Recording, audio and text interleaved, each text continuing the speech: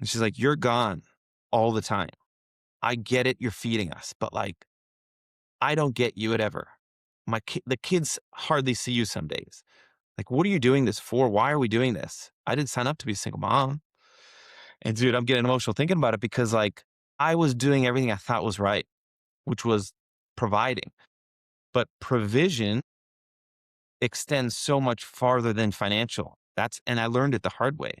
And welcome back to the Athletic Dad Podcast. I am your host, CT, and this is where fitness and fatherhood meet. We are here with my homie, Matt Morizio. Matt, what's going on, man? How are you today? I was telling you right before we started push record, I am psyched to be on a podcast that's called The Athletic Dad. It just makes me feel good. Like, I'm not just an athlete. I'm athletic. I was an athlete, but I am athletic. Yes. Dude, I love it, man. Why don't you tell us, bro, for people who don't know Matt, like who is Matt? Tell us about Yeah. yourself a little bit. Yeah, man. So the athlete part, I played baseball with the Kansas City Royals for 5 seasons in their minor league system. That was my 5-year-old boy dream all the way through 25 when I got released, which, is the kind baseball term for being fired. I got fired. Sure. And then life happened. So like then the dad part really hit. I had been married probably 5 months before I got released or so, 5 or 6 months. And maybe not even that actually when I do the math. So I'm newly married. I go to play baseball and my wife quit her teaching job. And now here we are, like getting released from baseball, the only thing I knew for 20 whatever years. And we're driving back to Arizona where she doesn't have a job. I don't have a job. We're newly married. I got to finish my degree.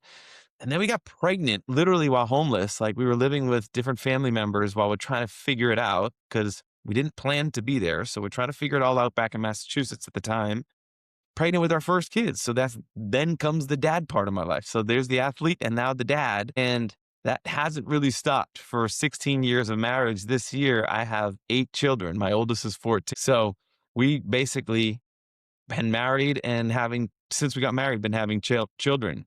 And now here we are 16 years later. A couple years ago, I launched my own wealth management firm. So through a couple different career shifts post baseball, I landed in wealth management and have been doing that for about a decade.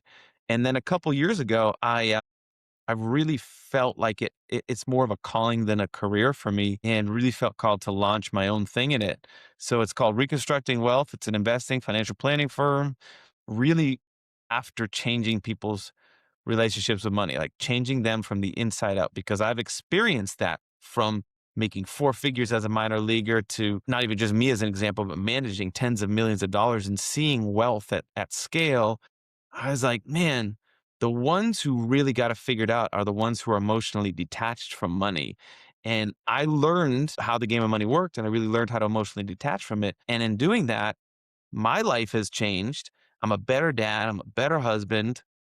I'm more strategic. I make better business decisions, quite frankly. And I've s- and I can't really quantify how that's going to impact not only my kids but their kids and then their kids, because I'm going to be the one in my generational tree, and we can get into that if you want, but that really has reshaped the way Maurizios from now on view and use money. So I've learned just having thousands of conversations with people about money, man, like we all inherit some pretty jacked up relationships. So like somebody along that family lineage has to decide like we're not going to be that anymore. And to me, that's really the financial trajectory change for people in their life. It's not about like this guy was so smart and started a great business and now the rest of the family's better. It's more about like somebody along the family lineage figures out the game of money and then changes the course of history for their family because they teach new methods, new skills, new mindsets around money and how to use it. Gosh, that was incredibly inspiring. So very recently, 3 months ago, I started my own business. And I remember the most nervous I was to have a conversation with somebody about that was my parents, because Mm, I knew they would say, you have to have this job. You have to have this constant paycheck. You have to have this. And that was their relationship with money. yeah. And so it was funny. We were on a FaceTime and I said something about the schedule with my daughter. And I said, oh, well, she's going to be with me all day because dad doesn't have a job or something like that. My parents were like, you don't what? And I said, well, also, you don't think that I would tell you that and not have a backup to right and then kind of explain my whole plan. But that's inspiring that you said Yeah. somebody has to be the one Yeah. to do that.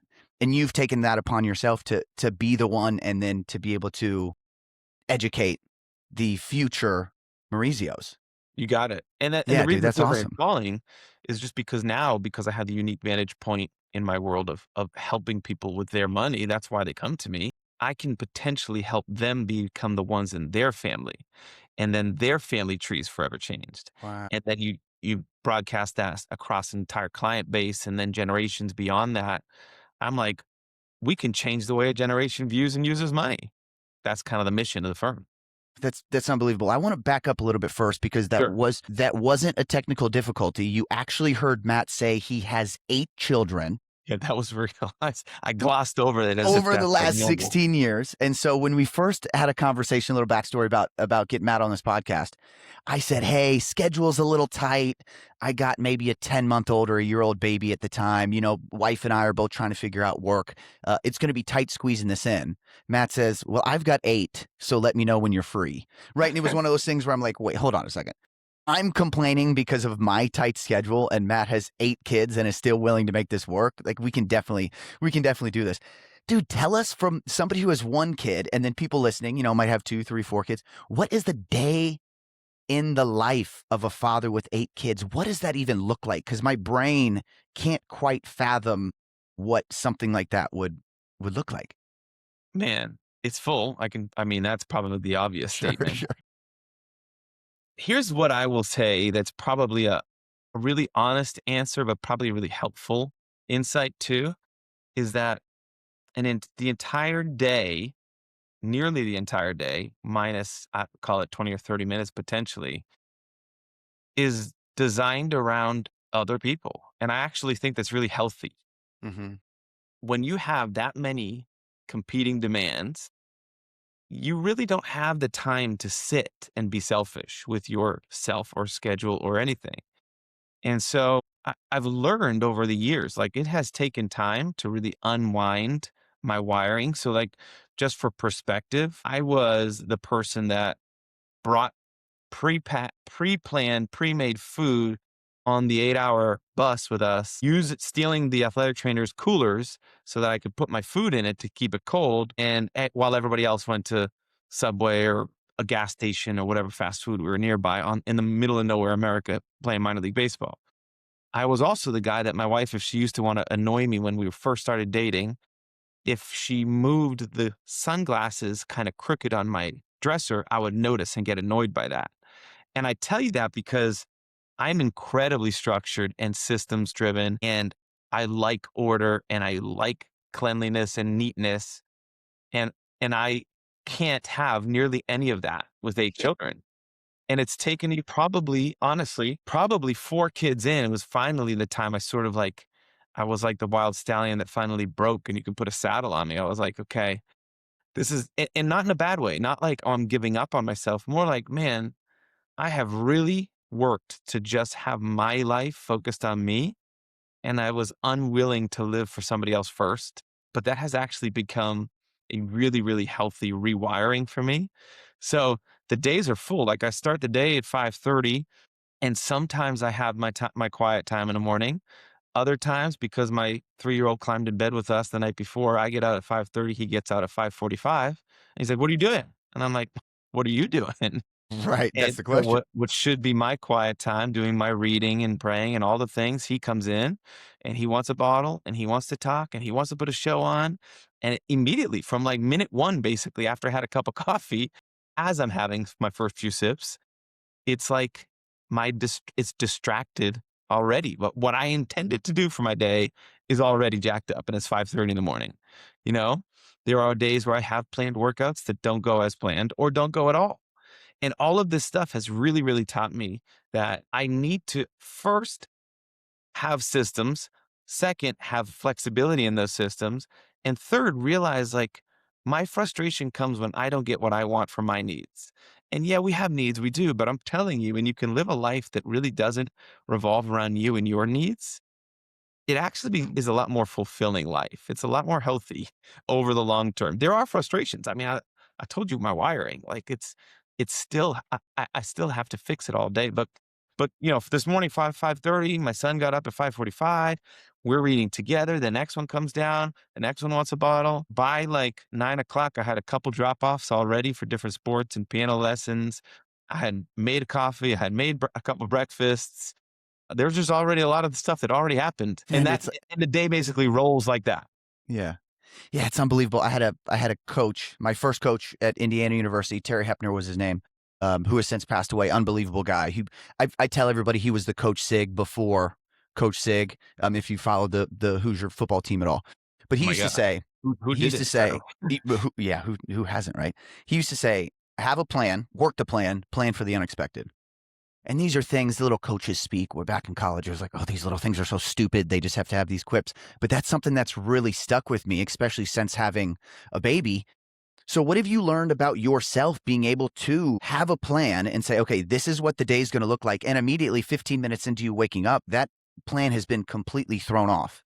What have you learned about yourself and being able to navigate those tough situations when you think you have a plan and then you've got to actually run with the completely unexpected plan?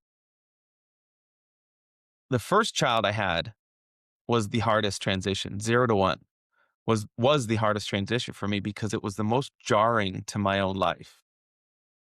I remember people asking me when I had my first kid, "What's it like?" At that time, I was the only one with a kid. So my friends were saying like, "What's it like? What's it like being a dad? It's amazing, the best thing ever." And my response to a lot of them, the ones that really would understand it, I said, "I never realized how selfish I was until I had a kid." And they're like, "What do you mean?" And for me, I had a schedule to my day. I knew when I wanted to eat because it revolved around my training. I knew what I wanted to eat. I knew what the day should look like.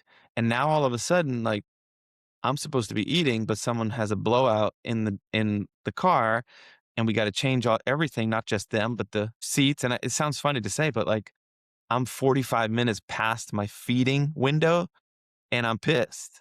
I'm very frustrated. I'm not getting my 8 hours of sleep. That's for sure. I'm not even getting a straight 3 hours of sleep early days. Right. And I'm aggravated because that's affecting my training and affecting the results and the performance that I'm trying to achieve. And I'm not even playing at this point. This is me living my Hmm. life. I realized like I was really selfish with my time, unintended and intentionally. Like I wasn't hurting people, but I was living for me. And I learned after really I had twins when then the next day my oldest turned 3, so 4 babies, 3 and under. That about broke me. That was the next hardest season. And it was then that I learned that I need to grow beyond this. Like the next level for me was not getting more structured and more disciplined, believe it or not. That structure and discipline was limiting me from growing into the leader I think I was created to be. And so I learned, to answer your question, A, that I was really selfish, and B, to be the leader and to influence and impact in the way I want to, I need to let go of a lot of those expectations that I had on myself because I needed to prioritize more important things than whether or not I ate in that feeding window that I planned to eat in. That's so good, man. That was one of the first things I recognized about myself as well when our daughter was born was that almost everything I was doing on a day-to-day basis, and like you said, not maliciously, not to hurt anybody, but it Right. was based around what I wanted. And I ultimately realized that the challenge that comes with raising a child is the growth in which we need as individuals to become the best version of ourselves. And once I took that reframe, that was really helpful for me to say, do I become the better human being by forcing this time where I come into the gym and make sure I'm hitting my eating windows and make sure my macronutrients are dialed in? Or am I going to become the better person by getting through the challenge? And, you know, I don't mean challenge to be negative at all, right? I Getting get it. through the challenge of doing things that I'm not used to because I know that is what's going to push me to become a better person, a better husband, and a better father in the long run. Do you think that's advice that people don't get early on? I never heard it. Yeah. The only advice I got was like, "Hey, get your sleep now. Good luck. Enjoy that." And Like, that's why I asked because you really, get, thanks during that first pregnancy, there's all that unsolicited advice. so And much. And people will say that, oh, get your sleep. Oh, you're not going to be able to train as much. Oh, you're not going to be able to do all this. And I remember thinking like, well, yeah, I'm going to, because I want to prioritize these things. But then Yeah, also it's not that you're not going to do it. It's just going to look a little different. And you've got to that's a be good way to say it. okay. Yeah, you've got to be okay with that. And so you're saying you go from 1 to 0 was tough. You said then 4 was a big difference. What were Yeah, you recognizing about yourself as you were getting into, once the twins came? Like, okay, now it's 4 on 2, mom and dad, 4 yeah. kids. Now what? Now what do we do? How does your life shift around that time? Man, so we had 4 kids. They were all in diapers still.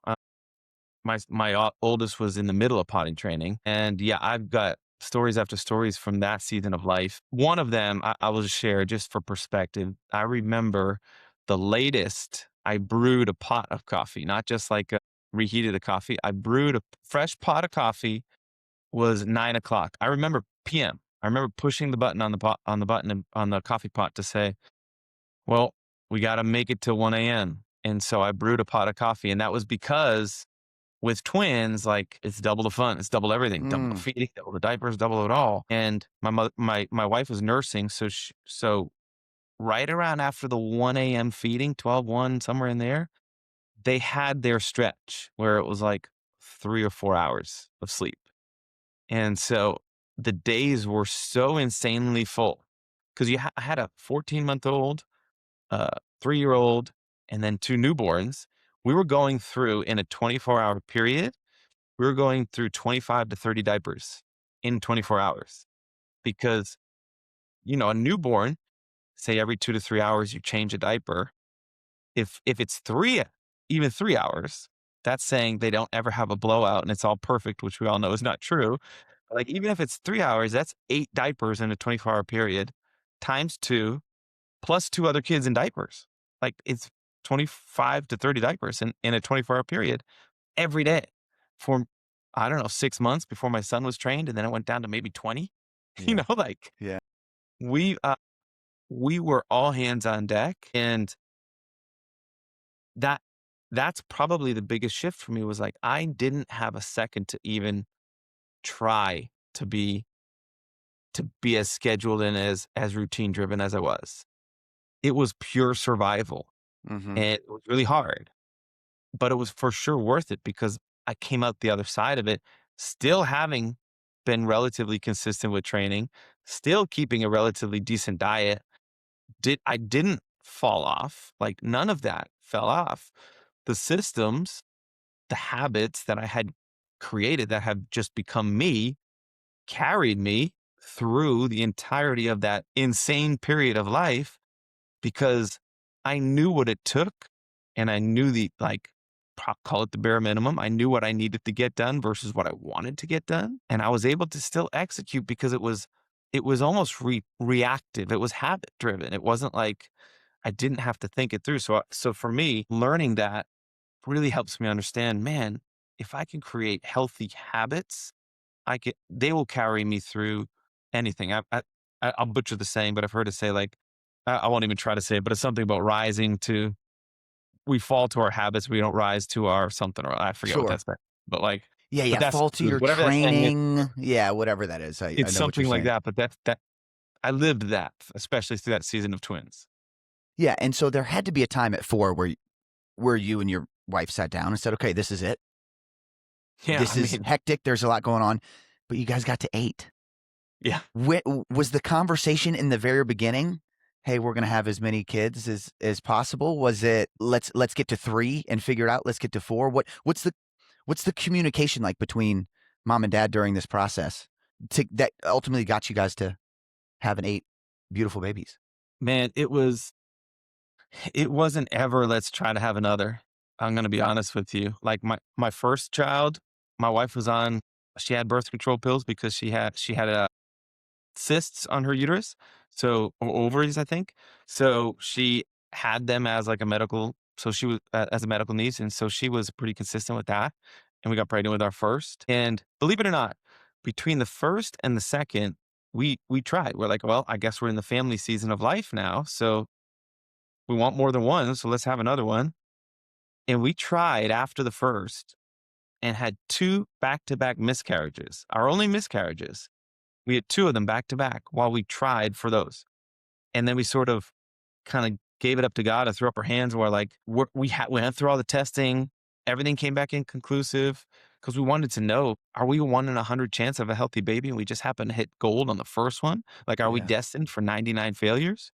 And so we went through the testing. Nothing was conclusive. We were like, well, shoot, I don't know what to do. Like, but I don't want to keep trying. So it just started to happen. And it might sound wild, but like all 8 have come not by our planning, but I think by his design. I mean, faith's pretty important to us. Mhm. People often ask me, it's funny, they're like, 8 kids, are you Mormon? I'm like, no. You Catholic? I'm like, well, I grew up there, but I don't go there. I just go to a regular old Christian church. Like, well, Yeah. why do you have so many kids? I'm like, I don't know. I love my wife. Why are you asking? It's not a What a pretty funny personal question. question. Yeah. But us, yeah, we just like relied on our faith and and it just has happened. I hate to say it like that because it's like people are like, you know how this works. What do you mean it just happened? I mean it. Like every single one. And if they hear it, I won't be offended if they. I mean, I hope they don't get offended if they hear this in 3, 4, 5, 10 years. Each one we were not planning on, and it always felt like of an incredibly inconvenient time. Each one. Yeah.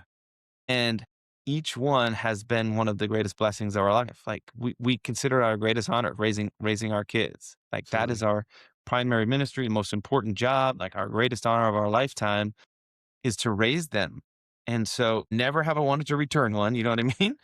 But never we have a plan on it. It's sort of I feel like our calling in life, I guess. Like we are to be a big family and I think our family mission is a bit of like to be a light on a hill, to be a model of what's possible, Yeah. Like, if I could stay fit, taking it back to the Athletic Dad podcast, Yeah. if I can stay fit and in shape throughout the entirety of this season, then other people don't really have an excuse because they could do it too, you know what I mean? I think Right. that in many ways, we homeschool 8 kids, like, we are not a poster child for conformity, no one's gonna ask us to take a picture and post us on, like, the "This is how everyone does it" page. But I think that's by design. I think like we are a family created to show people what's possible, like you can do more than maybe you think you can. Gosh, that's amazing. And the first thing I thought about when you had said, a couple miscarriages and a few more babies, it's like all you can do is step back and say, okay, Hmm. whatever you have planned, Yeah. take over. Yeah. Because I Because tried. And it's like right, because you clearly it's not tried to working. control it and you tried to time it up with when you wanted it and how you wanted it, and it didn't work. And the only thing you can do, take me, use me, You right? got it. Whatever it is that you need, whatever the plan is you have for me, please do it, because I'm sure there were times where it was hard to see. You said inconvenience, right? Like, gosh, now? Yeah. Why now? Right. But again, going back to, because this is what I need Yeah. to prove that I am the person that I say that I am and that I want Yeah. to be. Yeah. Exactly.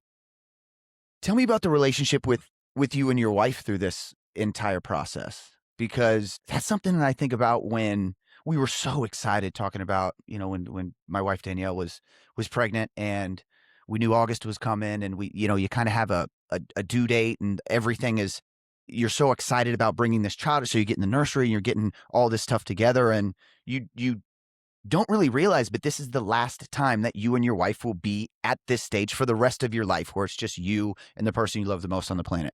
And I don't really remember anybody saying, hey, make sure you guys are, make sure you're like this, Yeah. because when this child comes in, there will be challenges, and there will be times where you guys are going to look at each other and not recognize the other person. How, tell me about the relationship with your wife and how important she's been through this entire process. Man, let me start by saying it's been hard. It has Hmm. not been easy. And you layer on top of just a challenging season, you layer on sleep deprivation and hormones. And, my wife's body was not her own for so many years, Right. because she's like either pregnant or postpartum and nursing. And it's like none of that feels like herself. So you layer all that on top of just a chaotic life. And man, we have had our share of just like challenges. Never like never feeling like we're on different paths, like we're not like we were journeying on a different journey, but man, like just feeling distant from each other is probably happens more often than I would even like to admit. At least it did in Mhm. our early years before we really understood it and paid attention to it. And so we dated for not a lot of time. We dated for 5 months, and it was all long distance, and then we got engaged after 5 months, and then that was all long distance for the next 5 months, and we got married. So we and then 6 months after getting married, we got pregnant. So we actually never had like a honeymoon phase of like just us as a couple. For the 10 months leading up to our wedding, we were we were long distance basically 9 of the 10. And then because I was playing baseball, she was in Massachusetts. And then 6 months into that, after I got released, we got pregnant. So like we didn't have this early fun season of marriage where it was just us doing our thing. So we often say like we're gonna be the best empty nesters. It's just gonna be Yeah. like we're just gonna be dating again.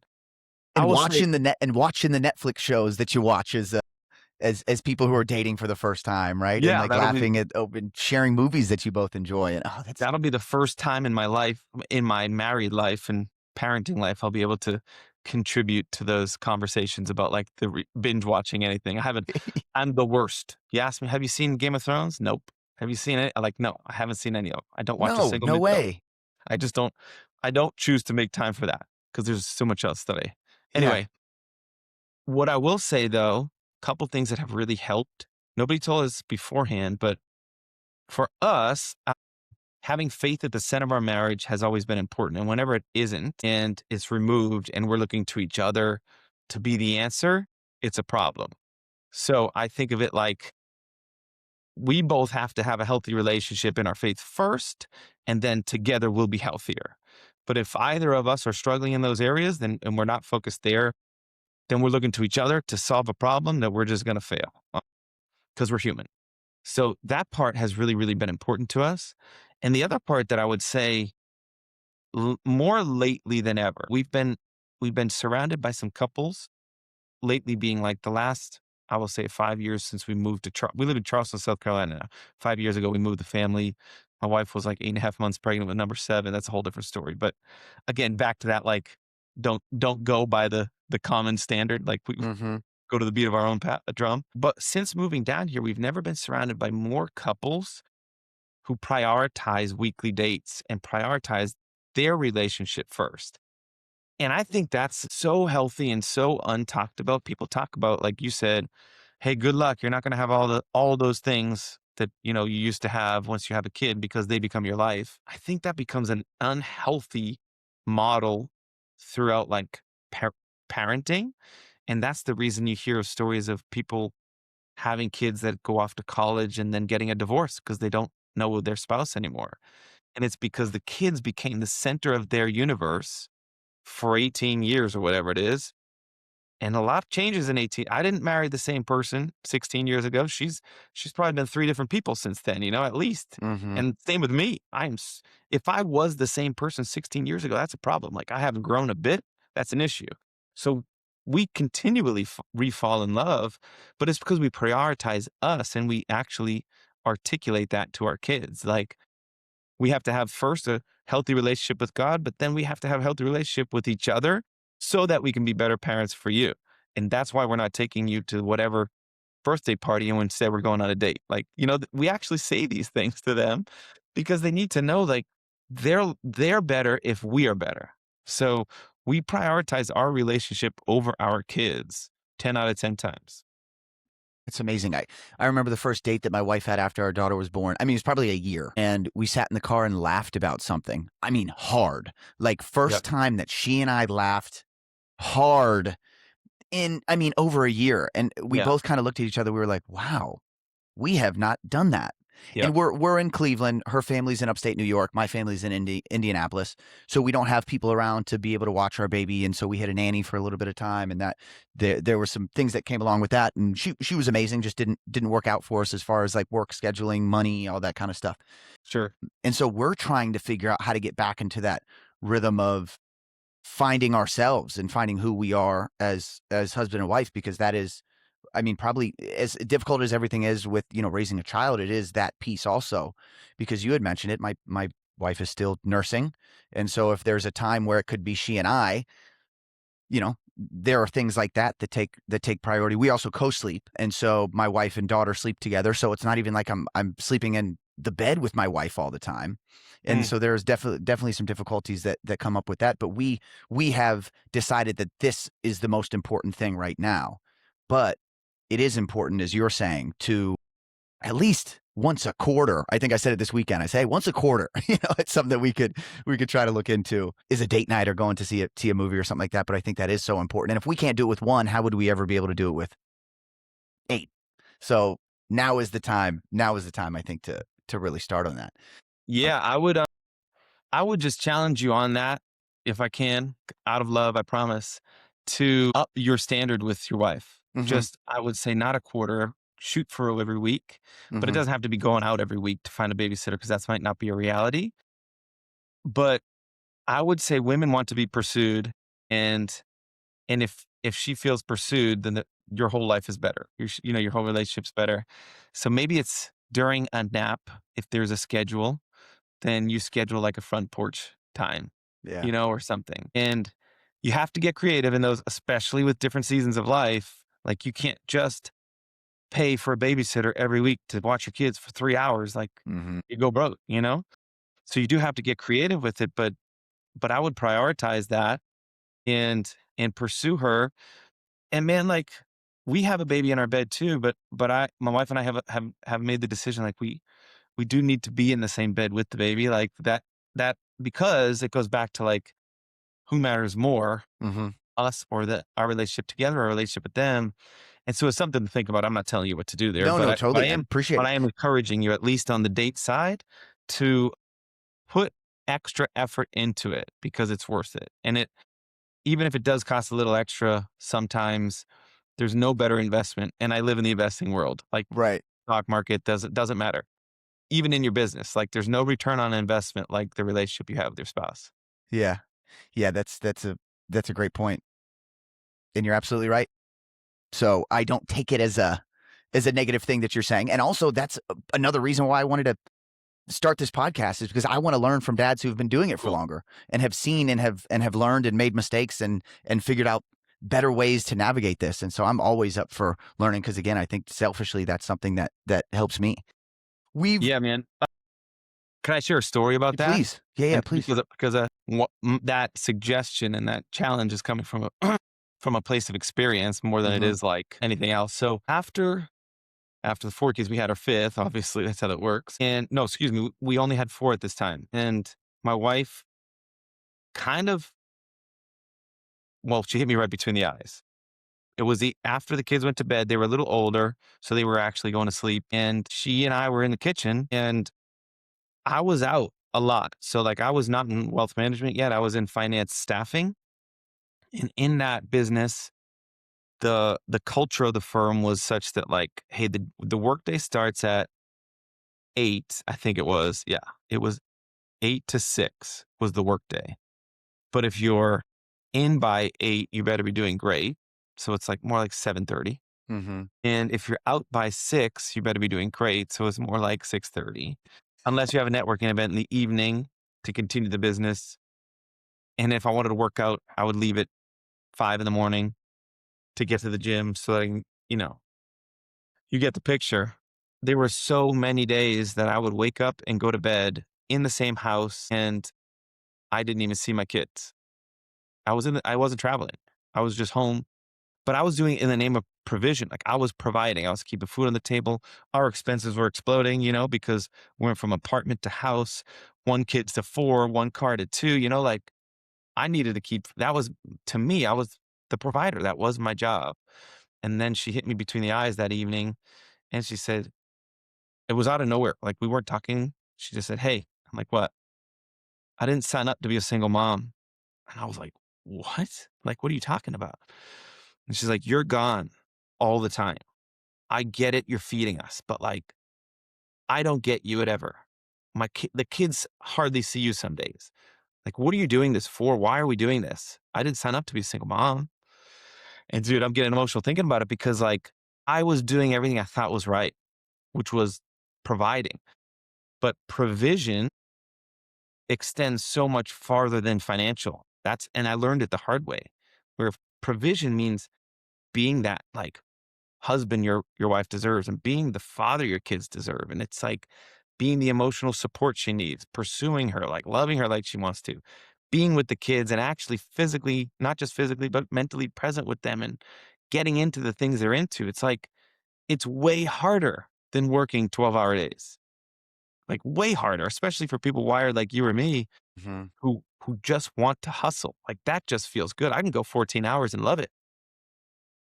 But tell me I have to stop work short and go sit down and build Legos for 3 hours. Like I'm going to go a little bit insane, but I need to do it because that's what my kid was into at the time. Like that's why I'm telling you, man, you need to pursue her and prioritize a consistent dating schedule that's more than a quarter Yeah. because I don't want you to get to the place where she's like, I didn't sign up to be single mom or Right. I don't even know you anymore. Like I don't want you to get there. Yeah, that's powerful, man. We, through sports, tend to build a bit of an ego around ourselves, Yeah. and we have a hard time hearing things like that. And I know that's a big thing that I've had to really meditate on is what are these things that I'm holding on to from my past that have gotten me to the point I'm at now, which is hard work, dedication, being up before everybody, staying up later, like being able to grind. I remember when I decided to go out on my own and start my own company, I thought, if there's one thing I'm good at, it's working and working really hard because I had to do that along every stage of my collegiate and professional football career. Same. And so I imagine hearing something like that would be a bit of a knock to the ego. Totally. So so Crushed how it. do you then handle that? You said you heard it, you weren't even discussing it, and it No. kinda came out of nowhere. I think I would, if she were to say that, I would get mad Mm. first. And I know that's not the right response, but I'm just thinking through the process because my ego would say, "No, you decided to work from home and start a business because you were going to provide for the family so you could give your wife and baby a life that they deserve. But they also deserve to have their dad around and playing in the baby kitchen and building Legos and playing with the stuffed animals." How did you navigate that as a former high level athlete who knew that work equaled success, and then now you're having the person you care about the most say, "You need to stop work and give this time to us." Yeah. Man, I got knocked to my knees in a healthy Yeah. way because I was doing everything that I thought I was like called to do. And you're right, like the ego part of me was like, to go probably like 5x my income or 4x the income from like 3 years prior because of the work and the effort, be able to provide that like rapidly growing family. How felt like I was doing a good job. Yeah. And then for her to say that, it hurt. It hurt because I was like, what do you mean? I'm doing everything I know in my power to do for us. Like, so there was some anger in there, but I also felt awful because I was like, oh my gosh, I'm missing like the important parts of life. And I don't, and I actually intentionally didn't take a travel sales job because I had the wherewithal to say, like, I don't want to be an absent dad. So I want to be around. And so again, it's a blow to my pride because I thought it was a present dad. And I really wasn't giving her what she needed. So, dude, when I say I got knocked to my knees, like in the moment, I just took it. I didn't retaliate because what she was saying was valid and I had to Mhm. just hear it. It wasn't my time to challenge, but I did take it to prayer in the mornings, every morning for a long time. Cause I was like, what am I supposed to do with this? Like, I can't quit work because we do need to eat. You know, Right. the, the financial provision is a necessity. So I just was started praying for a new bus. Like I was on the wrong bus. Yeah. I remember kind of around that same time, shortly after, I went to Cabo with my wife. First time we had gone away since our honeymoon. We had 4 kids now. We actually found somebody to like family to stay with them. And I Okay. had to do it because it was a all expenses paid, like top performer trip. Like it was a Yeah, yeah. free trip to Cabo. So this is like, she's telling me this around the same time that I'm getting like the accolades of the I'm top the whatever guy. percent, you know? Yeah. And so I remember being in Cabo on the beach, dressed to the nines, like because it was the gala event. It was like the culmination of the whole trip, 4 or 5 days, whatever it was. And it's the event where you're supposed to like get fired up to go back and do the thing, go back. Yeah. And in that world, in the staffing world, there's kind of two tracks. You just stay a producer, you just keep selling, like producing in revenue, or you go and manage the producers. Like, so you go on the management track. Those are kind of like the futures. And when you're at those events, you see your future. You see what the next couple decades look like because the CEOs there, COO, all the management executives, they're there. And then the number one salesperson, the number two, they're all there too. So it's like I see my future in front of me, and their lives look not very dissimilar from mine. They just had some more zeros in their bank account, but they had to do the same grind that I was doing. And that was a big realization, was like, between my wife saying that, knowing I need more time, and then seeing what the top whatever percent, I was already, relatively speaking, close to it. So to get from where I was to there just meant tweaks to figure out how do they live their life, and I'll just reverse engineer it. But it was basically the same thing, just better clients and better, bigger accounts. I'm like, my life's not going to change if I stay in this role. And so instead of leaving Cabo all juiced up to go continue to be a staffing agent, like I actually was hit and was like, I need to do something else. I'm on the wrong bus. If I want to provide the income we need, plus the freedom of time that I need a new bus. This is not the right one. And so I was really just praying for an opportunity. And in many, like I had 100 cold calls a day and 12 in-person meetings a week. That was like the KPI at the time. So I was box checking, I was hitting them. And in one of my 12s after that, like after literally being knocked to my knees for months and months and months, wondering how do I change this? Because I couldn't solve that comment. I didn't want to be a single mom. I couldn't solve that. And Hmm.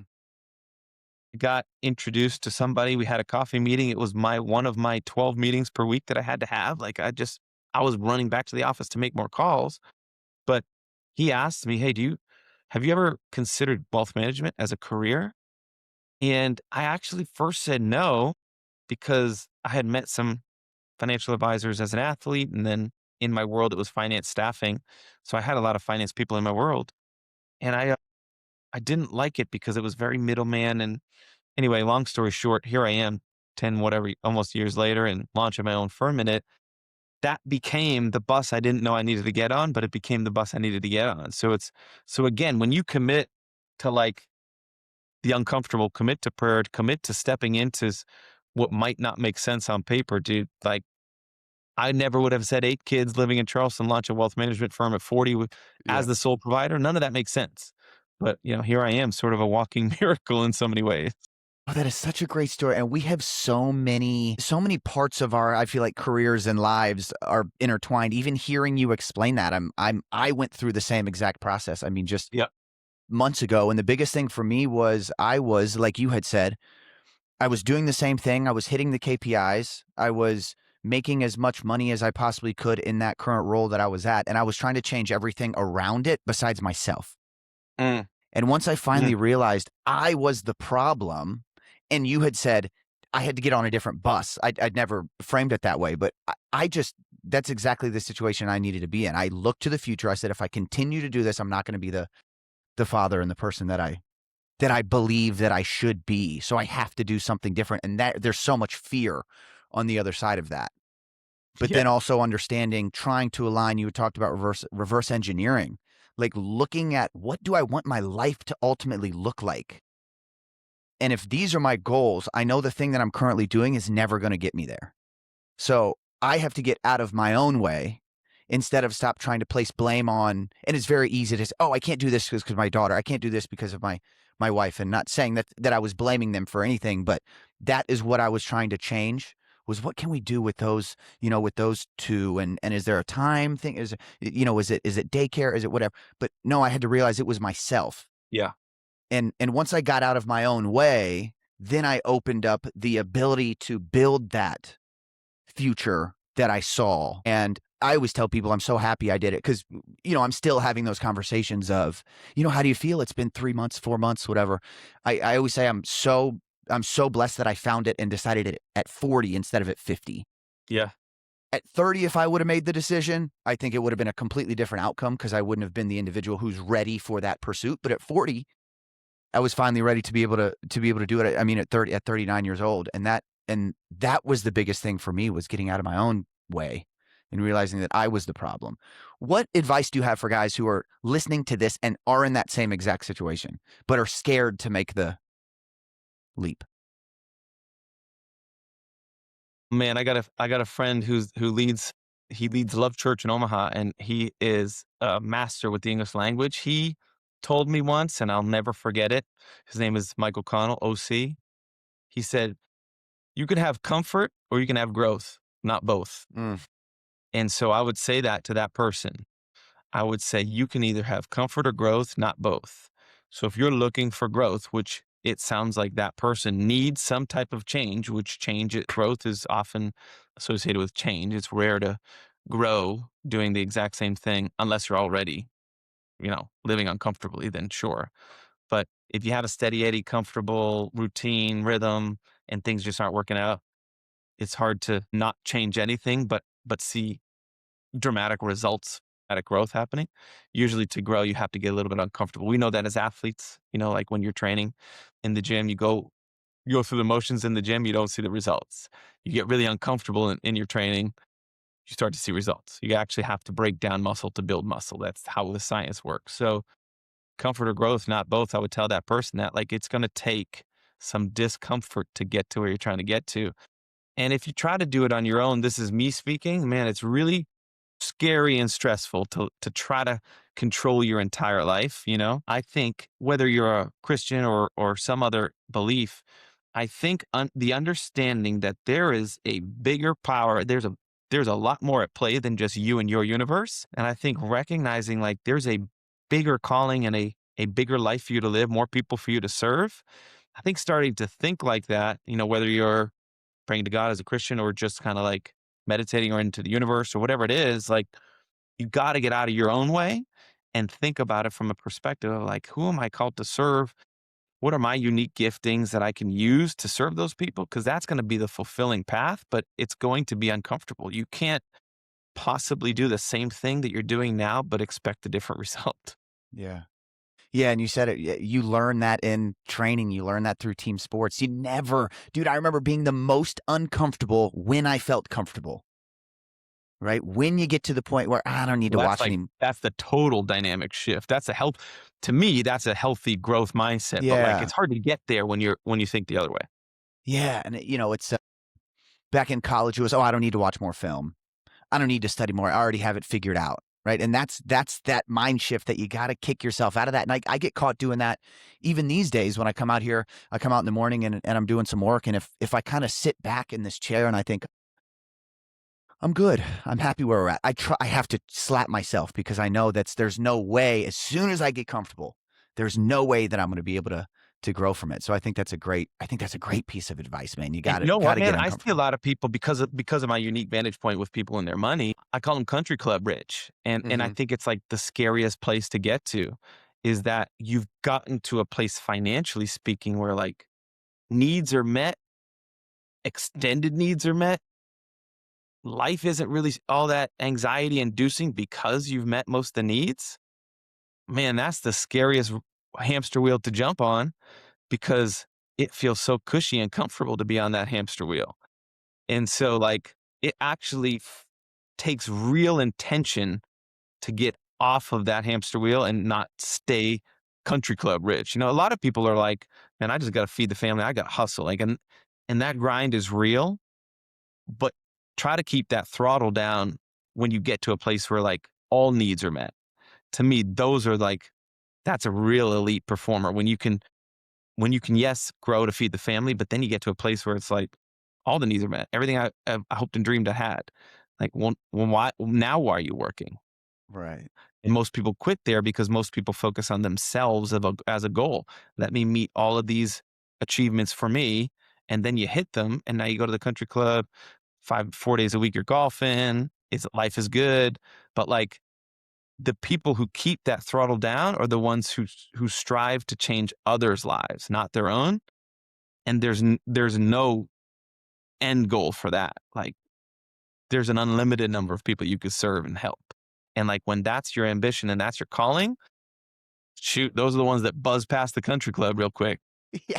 Well, and speaking of botching quotes, I have thought about recently that one quote that I will not say correctly, where it's like, you can't get up and grind if you're sleeping on silk sheets. Ha, that's Have you good. heard Yeah. that one? It's not, I'm gonna again, I'm gonna say that's the quote because I hadn't yeah, yeah, heard, yeah, so yeah. that's Okay, perfect. great. That's exact. But something about like it's hard to get up and do the difficult, uncomfortable thing when you wake up in silk sheets and everything is nice and air conditioning's at 68 and the family's fed and you got money coming in and the car and the Wi-Fi and the cell phone's paid for. Like it's really that's when it gets really tough to get up and continue to push and continue to grow. But like you said, that's why you've got to have a bigger goal and a bigger picture in mind. And with me, it even as minuscule as this is, when it comes to just creating content there are times where I think, oh, it's so stupid. I don't want, I'm going to make another video for social media. But I keep telling myself, like, this is my daughter will see these videos, That's cool. and she's going to look back and think, wow, he was doing this during this time. This is what he was talking about. This is what he was helping people with. And that is the frame because it's no longer about me. And if I can't do it for her, then I can't do it for anybody, Yeah, So even little things like that, I try to kind of shift my mindset around. that's awesome. I do want to ask a little bit about finance too, because that's in your zone of genius. Yeah, And so generally, single person don't have much to worry about. You just got to be making enough money to pay for your basic needs and a couple of beers on the weekend with the boys and your yep, apartment, right? Then you get yep. married, or you have you're in a relationship. You have to start looking at other things. How am I going to pay for this? How am I going to pay for this? When it comes to having kids, then it's a completely different perspective. And we are learning as we go as a family. And now I work with a financial advisor and we're trying to figure out how to put money away to be able to, so August has something when she turns 18 and have things for my wife and I when we retire. What are a couple pieces of advice you would give, even at the very general level before diving into it to dads who are starting a family? What's some advice that Mm. you would have if you could even look back and knowing what you know now and say, okay, when I have baby number one, these are a couple things that I would do to be able to set my family up for financial success in the future. Oh man, that's really good. Here's a couple that I would say like across the board are really consistently overlooked, a couple areas. And this is real advice because I actually don't offer either of these. Like so there's no selfish motive here. Okay, sure, The sure. first one is life insurance. Yeah. Again, I'm what's called a fee only advisor. A fee only advisor doesn't get paid a commission. Life insurance companies pay via commission, which is not a bad thing. You just have to disclose it, in my opinion. But as a rule, I just sort of said I'm going to elect to not be paid in the form of commission because I don't want people sitting across the table from me wondering like, are you telling me to get this because it pads your pockets or is it best for me? So I don't even get paid on any of these. I love So the that. point of that is life insurance is important because you no longer have just you and your needs. You have a spouse and a child and presumably a home that they need, like that you're going to pay for, even if it's an apartment, like that child is going to need to live under some roof if you die early for a decade plus or whenever that is. So a life insurance policy, I call it a term life insurance policy. That's what I think people need. I think a lot of people get sold whole life policies that don't need them, but term life insurance is exactly what it sounds like. There's a set term, 20 years, 30 years, whatever the term is, and you pay every month hoping you never need the thing. And after that set term, the insurance, you're no longer covered, but hopefully by then your kids are adults and providing for themselves and you don't need to pay for them anymore. So you buy a term policy, hopefully for the duration of their childhood and any potentially seasons of life where if you died early, you'd leave your wife really hanging, if she didn't have money. But that's one area I would look at, especially if you have a kid. And the other is, it's called a trust, like a living trust.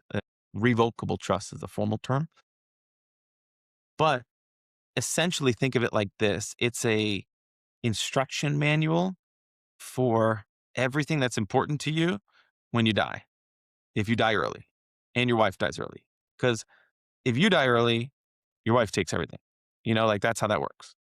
But if you both die in a plane crash together and the kids aren't with you or something, well, then the trust gets enacted and the trust tells whoever the trustee is where everything goes. Most importantly for me, really the deciding factor is the kids, because you got to think in a weird way, these conversations, both of them are beginning at your death, which is very unlikely and it's very Mm, uncomfortable to talk about. But like yeah. the conversation doesn't start until you're dead. Like, so you got to get in that headspace first, but you're dead and the trust has to decide where's everybody go. Well, if you don't have a trust, your kids are going to become owners of the courts basically for a little while. Probate court has to decide who's the best next person to watch your kids and raise your children if you don't have it clearly written out. And so you think of the situation of like, mom and dad just died in a plane crash. And now I'm sort of in limbo right now. I don't even know where I'm going to live. I got this court appointed person that's like walking around with me. Like, you don't want any more unnecessary pain and angst than they already are experiencing because mom and dad just died. Not to mention, it might take months and tens of thousands of dollars of probably your life insurance policy that's not going to your kids, it's going to the state, to the courts. So probate court, you want to avoid all that. To me, I Sheesh. was like, it's a no-brainer. I'm going to decide who takes the children. I'm going to decide where the life insurance goes, all the things. But you get a living trust, a revocable trust, it's called, and that handles that. And again, it's another one of those things you want to put in place now that you're a father and you have a family that you hope you never need. Like, yeah, I hope I never use it, but it's there in the event of an unlikely emergency that I need it. Right. That's awesome. Life insurance, term, and a living trust. Powerful.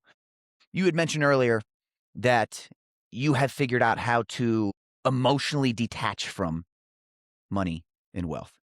Talk about that a little more for us who haven't quite been able to grasp that concept yet. Like, what are some of the things that you talk to clients about? What are some of the things that have helped you get through that process? Because I understand how powerful that is, and I only have one time in my life that I remember thinking something similar and thinking, okay, I can't look at it as I've always looked at money. I have to have this conversation in another frame, and it ended up working out positively for me. And I remember thinking, how do I always do this?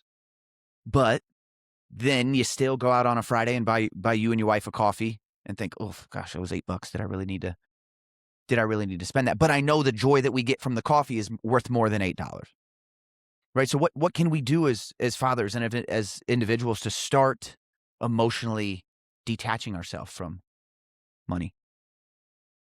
Yeah, this might be the hill I die on, to be quite honest with you here. I want to redefine financial freedom as that, emotionally detaching from money. Because, again, I have this unique vantage point of seeing behind the curtain. Like, I get to see the wizard in so many people's lives.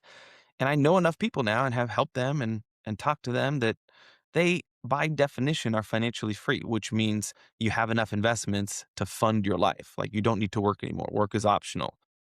And that, by definition, is financial freedom. Yet, I know them and they worry constantly if the market's down, like constantly worried about their money. And I'm like, what kind of freedom leaves you in bondage and anxiety every day of your life? That's not freedom. Yeah.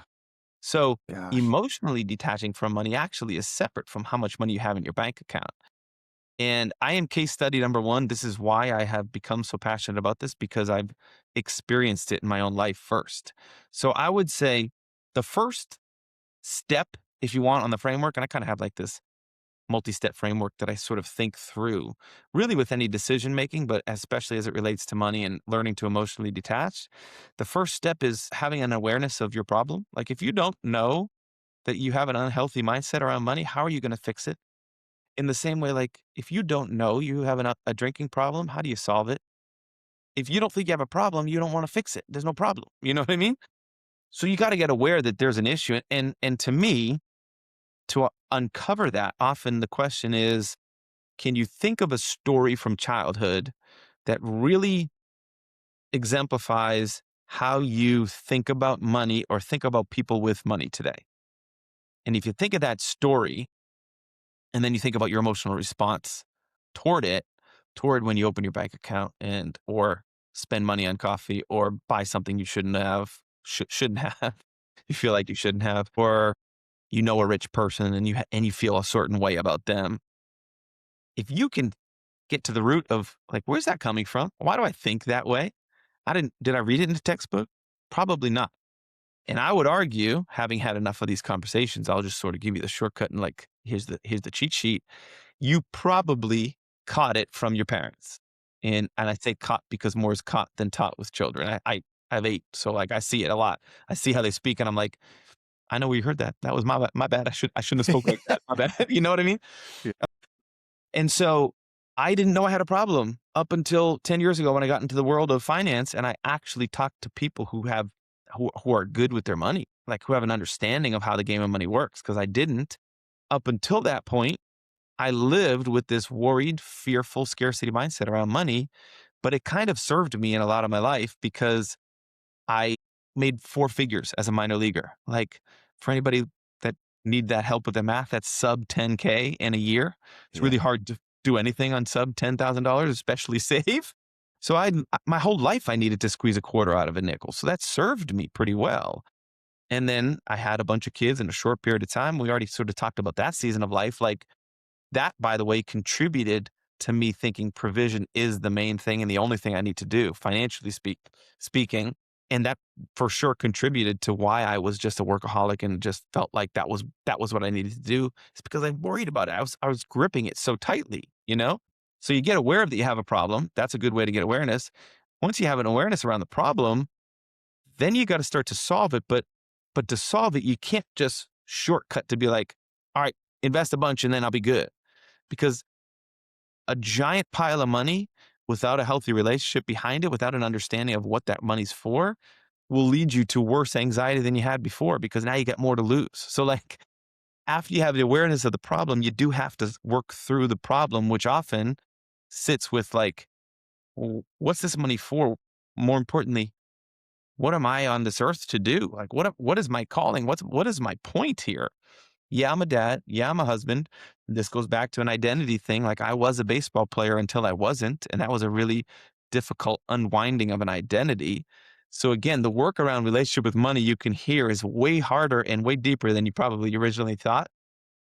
But let's just say you identified where you got the problem. You sat in some quiet time. For me, it's prayer time, but I would say for anybody, it's morning meditation. It's your cold plunge. Maybe it's your run. Maybe it's some sort of time where you have this clear headedness and you really got to think about like, what am I called to do? Who am I called? More importantly, if your why is almost always a who. So who am I called to serve? Who am I supposed to help on this earth? Once you're there, then you can start to take steps to actually change your relationship with money. I have and I'll sort of end on these couple because there's some more steps to it, but I think this is probably a great place to start for most people. Number 1 is get educated on the problem. Like you got to get educated on how the game of money works. I learned the language of money through immersion is how I describe it. Like the same way if I wanted to learn Italian and you plot me in Rome for 90 days, like I would speak Italian pretty conversationally. I did that in the game of money. Like I was outside of personal finance. I don't have a family tree of personal finance people. There's no family pedigree. We don't have like a history of people who have Harvard advanced degrees, like I was a baseball player out in the outfield shagging balls before I did this. You know what I mean? Like I learned the language of money through immersion. I became my career to help teach people how money worked, which meant I had to learn it in a really rapid way. So I learned it. And as I learned it, I'm like, hang on. First off, I don't know what I was so fearful of. Like this stuff is not over my head. I used to believe that's the lie I believed. Like this stuff is impossible for me to learn. But I started to understand like debt and investments and the value, like how you earn dollars. I think that's really important. And and then the second part of changing my relationship with money, which actually rewired me subconsciously, unintentionally. I didn't plan on this, but I started giving it away more. I actually set up a separate bank account. It was the same season of my life where I was like kind of going through that right? Just started this new career. Money had its grips on me. I always wanted to be more generous, but I always had the reasons I couldn't be because I had the bills to pay and all the kids and all the things. Like, I had all the reasons why I shouldn't and couldn't give more money that month. But I hated that it had that control over me. And so I set up a separate bank account and I just said, the athlete in me wants something structured and disciplined. So I'm like, separate bank account. Every time I get paid, it goes in there. It's not my money. It's for other people. Boom, done. That's my system. I'm not even touching it. And because it was a separate account, like I saw it differently. And I'm telling you, as I started to use that money for other people, and it's less about the amount, more about the process and the order and the system of doing it. As I started to use that on other people, man, like I started to worry less about my own money, which is really interesting because technically I actually had less money. I was giving some away. Plus, I was in the middle of like this tailspin financially in my career because I had just got into wealth management. I didn't have enough clients yet. Like it was one of the hardest financial seasons of my life, but I felt better than I ever had about money. And I'm kind of like shortcutting the story a little bit, but I went to some friends that I have recently that have PhDs in psychology. And I'm like, how did that happen? Like, that makes no sense to me when I think about the details. And they were like, well, in psychology, we often, there's a school of thought that says there are two root emotions, love and fear. Love is always the stronger of the two. And every emotion that we think of sort of is a tree that stems off of love and fear. And clearly, like your upbringing with scarcity and worry around money, that's a fear based emotion. But when you set up that blessing account, I called it, that's a love based emotion. You're freely giving that money. And we know in psychology, you can't experience those two emotions simultaneously about the same thing. So you always, the love emotion always overrode that fear based emotion to the point where eventually your subconscious sort of rewired itself to almost explain to the fear side, hey, we used to worry about this, but actually we don't need to anymore. We're actually good to give it away. So you don't have to hold it so tightly anymore. And as I loosened my grips on it, man, like I'll give you a football analogy. Like if I was to throw you a pass and I told you keep clenched fists, but you got to catch it. Like you might catch it, but you look a bit like a seal trying to catch it. You know what I mean? Sure. Yeah. But if I told you to loosen up your grip and have loose hands with it, you could receive that ball a whole lot easier. And I say that like that's a great metaphor for life because if we hold on to our life with clenched fists, we are not positioning ourselves to receive the life we're called to live. But if we just loosen up the grips on our life and often our money, our purse strings, then we can actually catch and receive that life that we're called to live a whole lot easier. It's funny. I had a feeling when I asked the question that something would have to do with giving it away, Ha! Did right? you? That there That's had to funny. be something psychologically to where if I give this away, I no longer feel the same attachment to it. And you just, I mean, absolutely knocked that question out of the park. And let me say one thing about that though, by the way, because I want to make it like abundantly clear. I didn't give it away to try to change my mind around money. I actually had Hmm. no idea that that was going to happen. That was going to be a byproduct of it. Because if you go set out to, other people call it the theory of reciprocity, where like Yes. there's a I've book heard out there that. called The Secret. I think they made a movie too. It's like you put out in the world and then you get back. Well, Yeah. I That believe that that was like one of my original thoughts. Goodwill is just like it you're is. giving goodwill and the universe is responding positively to that. And I believe that happens only if that goodwill is from a pure heart, meaning like I'm giving because I want to give. If you give because you hope you get sooner than later, that's just selfishness disguised as generosity. So that's like a wolf in sheep's clothing, so to speak. You Yeah. can't give to the world to be like, I'm going to get mine soon. Look how much I put out there. I'm going to get mine soon. Like that's just selfishness. You Yeah. have to give from a pure heart, a place that are like, I sincerely want to do this. And if you're there, you start to change. So I just wanted to be clear. Like I didn't set out to say, I want to change my relationship with money. Therefore, I will give some more. It was more of like a pure intention. I just want to help more people. And I feel like I've been needing to do this for a while. And that's, I think, the reason.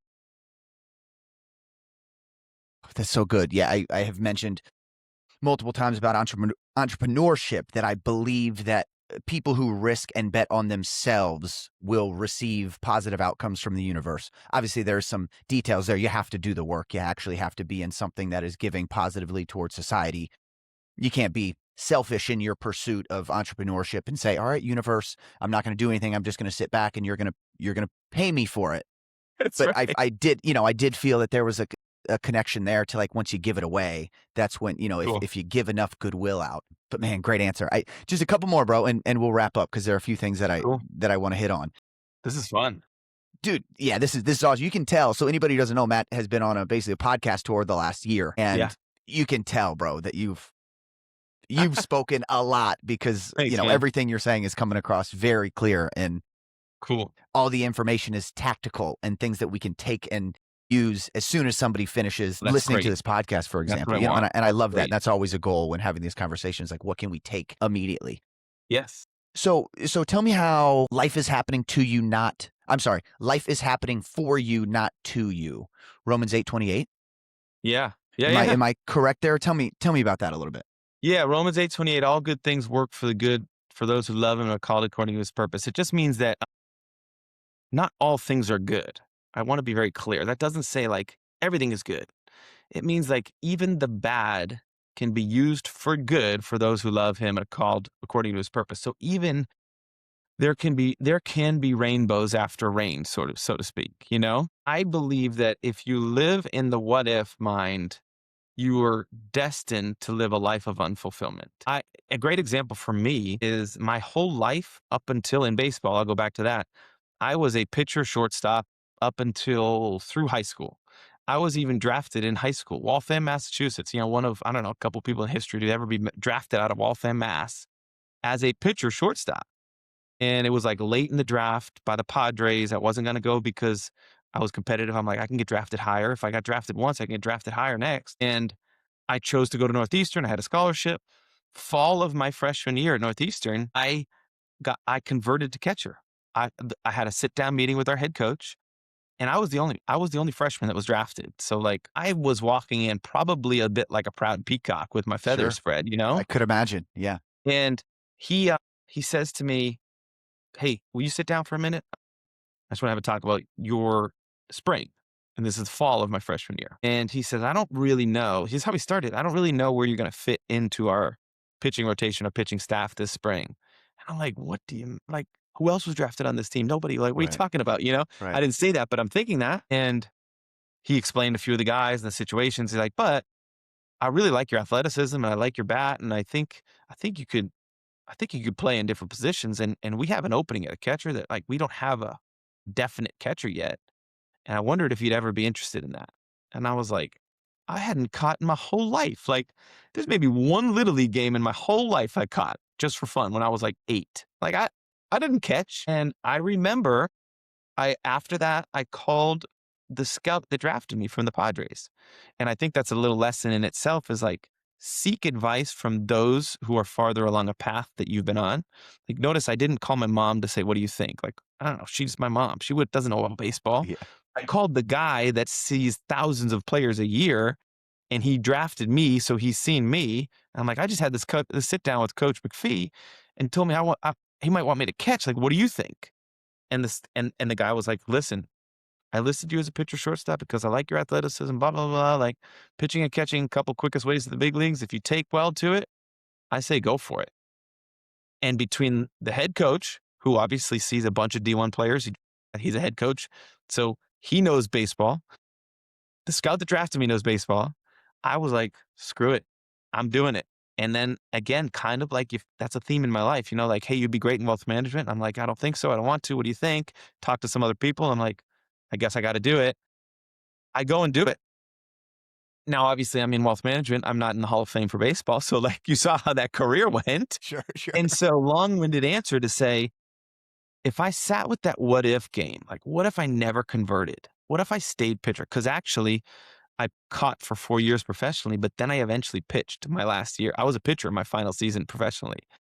So, I had that like seed of doubt of like, what if I never caught? What if I stayed pitching? I said no to everybody. How would my life have been different? And dude, there is no way no answer that works out where I feel good. I am unfulfilled and frustrated any scenario I play in my head because I can't change the past. Like, if you really truly believe you're walking a life by design, then you can't rewrite the past. And then long answer to say, it happened for me, not to me. Like, there's a reason that this is a long story, so I won't keep going on the reasons, but I think obviously there's a purpose behind all of this. And so I can't sit and think of the what ifs. I have to say, like, this is for me. There's a reason for this. I'm learning something through this. And out of this will be some rainbows after this rain. That's so good, man. How many conversations I've had with teammates of mine a decade after we've been done playing ball, and even longer since college, obviously, graduated in 2009. And I have friends who still live with regrets from their playing career. It's the saddest. And they ask me about it. I'm like, man, honestly, I am so far removed from the person that I was then that I don't have any regrets. And maybe it's because I just lived that way. I knew in the moment that I was doing everything I could do. And even if it wasn't the right thing to propel my career forward, for example, if it was I wasn't eating the right thing, or if I was drinking on a weekend, or if Yeah. it's like those weren't the best decisions to help propel me. Right. But I don't regret any of those, Right. because in the moment that's what was fulfilling to me, and that's what I wanted to do, and that's what I needed. And I'm just so far removed as the individual and the identity that I had as an athlete, and I just feel for those guys so much who are still, So much. what if I would have, what if I would have, what, because you can't, like you said, there's nothing you can do. I No. guess the only thing you can do is reframe that mindset and be better moving forward. Yeah. Exactly right. Gosh, man. So let's wrap up with this, dude. This has been an awesome conversation. Thanks so much for coming on and giving your Thank time. you You for had having mentioned me. earlier, it's like, dude, I don't even know how you find. We've been going for an hour and 17 minutes. Probably had 10 minutes before we were on. How you even found 90 minutes in your day, I don't know. But thank you to your wife, and thank you to all your kids for giving me the opportunity to have this conversation and be able to hopefully reach people in my ecosystem that you wouldn't have reached through some of the other conversations you've had. But It's an I honor, man. mentioned I mentioned off the air the reason I started this almost 2 years ago when my daughter was born, because I wanted to have just a video library of information for her to be able to get through. Because I know, and it would be 10 lifetimes for me to really feel like I could give her all the information that I've learned in Mm. my 40 years of being here. And so, let's say 30 years from now, your kids all, everybody's together, and they're pulling up. They're probably not even a TV at that point, but they pull this episode up. Hologram. Yeah, yeah, yeah. It's a hologram of us literally having this conversation in person. What do you hope that they say about dad after they finish watching this podcast? Wow. I hope that if they were to see this podcast or just in general talk about me, I hope that they reflect on the now. So like 14, 12, 11, 11 and down, that I spoke life into them, and I spoke a future into them and a belief in them that they didn't even see at the time. But I hope in 30 years they're looking back to say, like, my dad talked to me about this. He saw this in me then.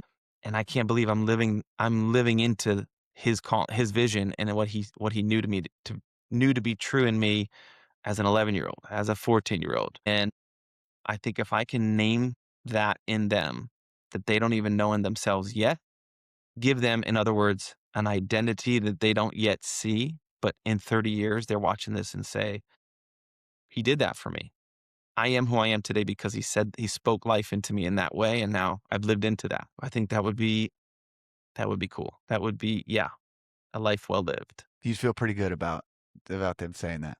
Yeah, because I know that they're growing into who they're created to be that way. You know, I think has nothing to do with me being like a fortune teller or a prophetic word or anything. It's just more that I encouraged them to grow into who they're created to be because of something I saw in them that they didn't know in themselves.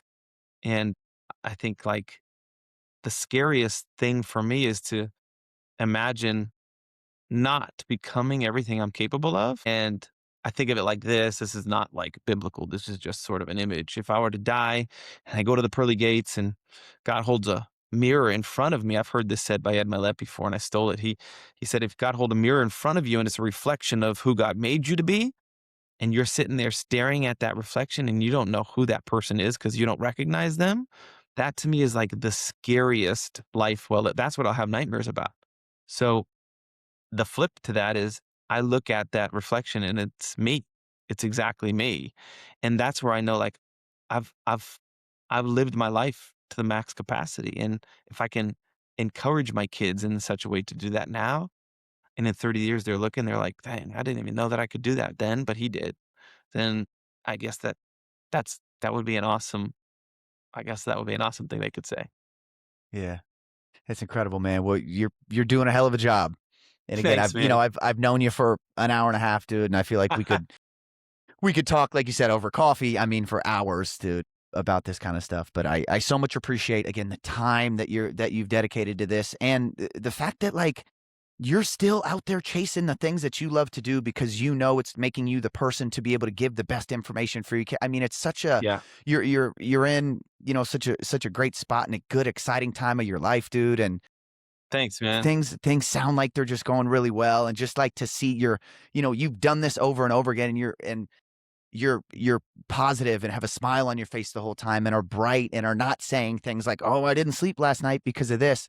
Again, you're letting life happen for you, not to you. And I mean, you can really tell, man, when Huh. you get in front of this microphone and have this conversation. So I appreciate all this.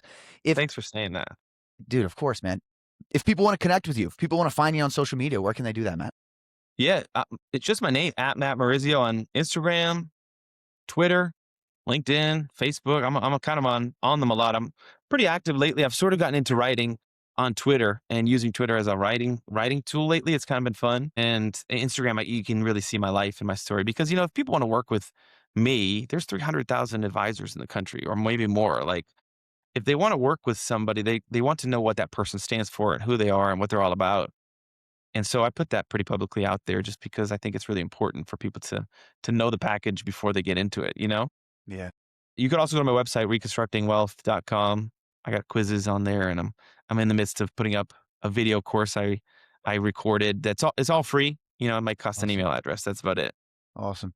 I will definitely check that out, and I will put the link to that in the bottom of this, so everybody can be able to find that. So, thanks, Matt. Again, dude. Thank you again for your family for supporting this whole process. Thank you, everybody, all the athletic dads out there for listening. I ask three things at the end of every conversation, at the end of every podcast, every YouTube video. That's one: continue to practice gratitude. Tell.